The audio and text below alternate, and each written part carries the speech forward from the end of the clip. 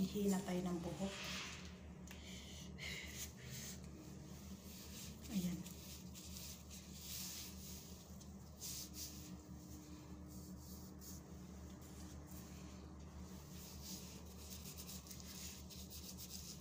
Marami na kasi tayong puting buhok, kaya maghihina tayo mga mi.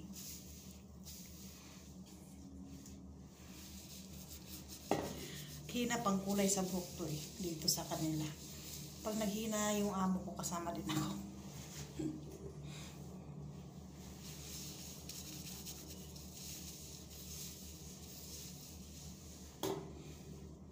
Maliligo ako eh, kasi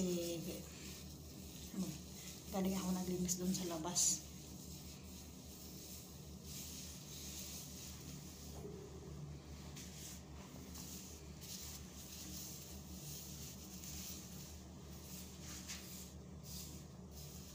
Iwan ko lang kung tatalag to sa buhok ko.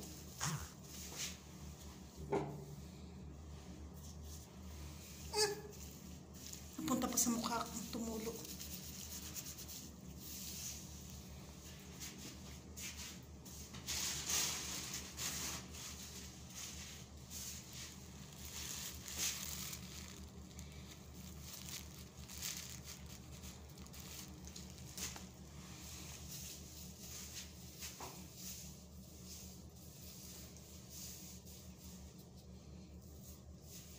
Pag lampas-lampas din kasi ang hina mo.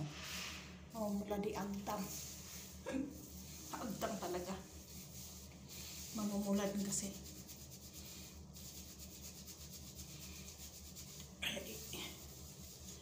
Dahan-dahan na para hindi siya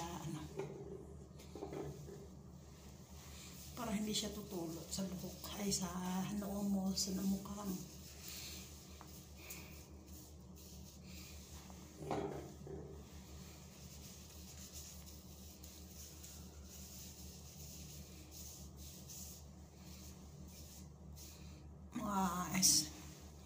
Banlawan ko to mga mga 1.5 oras. Pwede naman 3 oras tahan.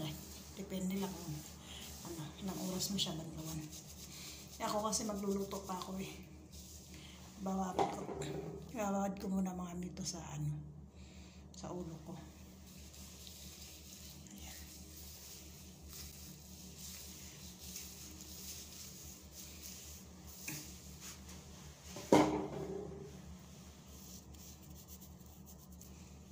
Ewan ko kung tatalag ba to sa ko, sa mga puti kong buhok. Tumulo na naman siya sa mukha ko.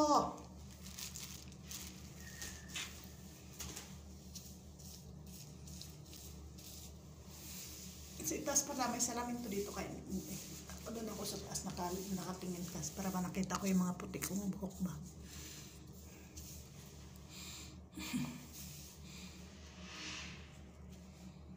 Bye-bye mga mi.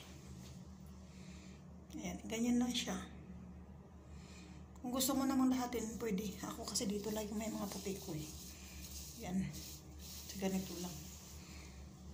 Kaya pwede na ganyan. Tapos, anuhan lang. Yok, ano tang ito?